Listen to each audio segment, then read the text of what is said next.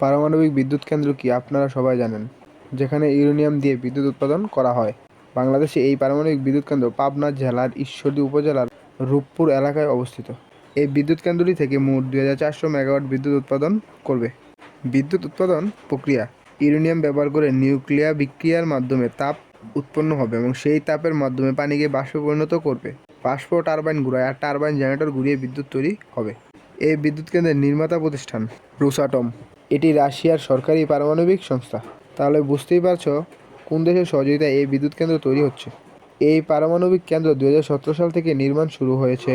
2027 সালের মধ্যে সম্পূর্ণ নির্মাণ কাজ শেষ হবে বলছে। এই বিদ্যুৎ কেন্দ্র আমাদের জীবনে কীভাবে সুবিধা দেবে? বিদ্যুৎ উৎপাদন শুরু হলে 2400 মেগাওয়াট বিদ্যুৎ জাতীয় গ্রিডে যুক্ত হবে।